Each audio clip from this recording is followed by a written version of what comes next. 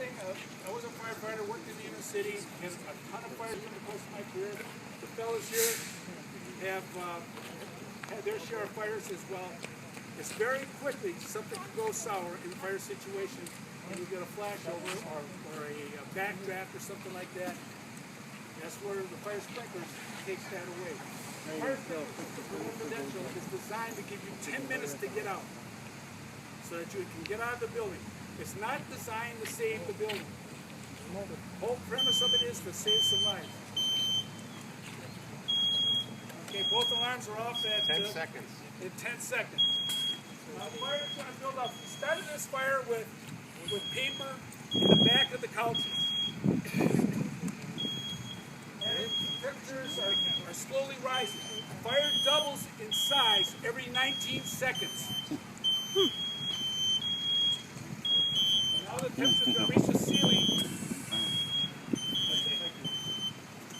Temperatures are going to reach the ceiling. And in a matter of a couple of seconds here, the one on this side here, when it reaches about 170 degrees, the sprinkler head will go off.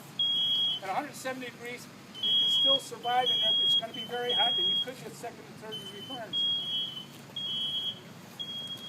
And then this one here, temperature for two is probably somewhere in the area about 200 degrees now. 325. 325. Wow. 375. 400, 425. 400 degrees. Now we've got the fire sprinkler activated on this side. Now if you had some heirloom in there, something from China, from the Ming Dynasty, or a picture of Grandma and Grandpa, it stayed here. 110 when that sprinkler went off. It went off in 1 minute and 10 seconds. And we are now getting to the point now where we're closing in on flashovers. As this thing seeps down with the heat, if there'd be another wall in there, we'd have flashover already. Now the sprinkler is activated. It's not allowing that fire to get any larger. 900. 900 degrees in there. At about 1200 degrees, we're going to have those other chairs bursting in flame. 1200. Wow. There you have it. That's what's called flashover. Nobody can survive in there. If you're close enough now, you can feel the radiant heat. 2 minutes. And it happened in 2 minutes. All right, guys, go ahead. Notice that they're protecting them for 3 minutes.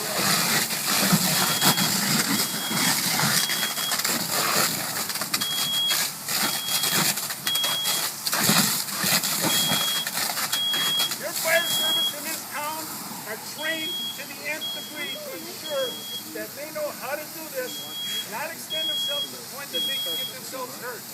We're fortunate community to have the Bangladesh Fire Department.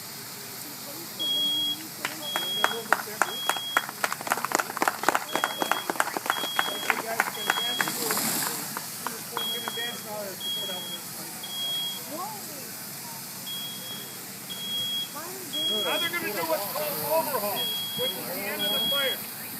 And when we can get this thing finished up here, you'll see the difference. Not seeing it over here, but you still have a little bit of fire in there.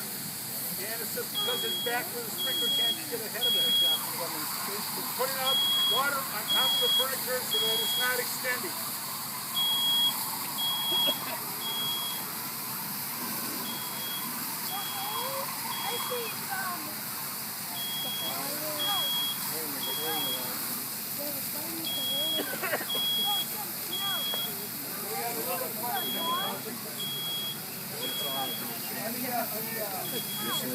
Degrees, is that what they said? 1200 in this one. That's when all the chairs burst into flame.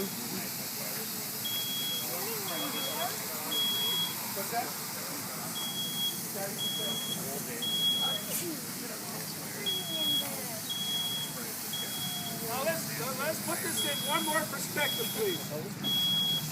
When a fire first started, somebody had to call the fire department to make sure that the fire department is going to respond. Now you heard that it was a little over 2 minutes in order for this thing to flash over. It takes the fire department approximately 4 to 5 minutes to the deepest location to get to. They've got to get off the apparatus. They got to pull their hose lines off. They got to put their breathing apparatus on so they can enter the building with charged hose lines. They have to find the fire. Then they have to open up the bail and the nozzle and start putting water on the fire. That, in essence, is the total intervention time. And in most cases, it runs up to 15 minutes. You saw here that if this fire was in a lower level, it would have extended up to the second floor, and anybody up there that hadn't been able to get out, if they can't get out through a window, they're trapped, and they're a statistic. Conversely, the guys are getting on their apparatus and starting to respond, and the opportunity is there that this sprinkler head has gone off before they even left the barn. Now once they get there, they come in, check for the extension of fire, make sure it's put out, doing their job as professionals, and then turn around, shut off the system so it stops water damage.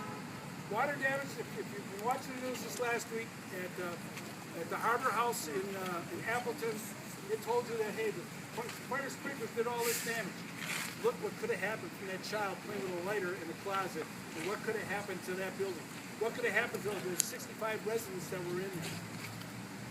It didn't happen because it didn't happen. Look at the damage. Look at the damage. Does anyone have any questions? Thank you so much for your time. Hopefully this was educational. If there's any questions, please, we've got recess.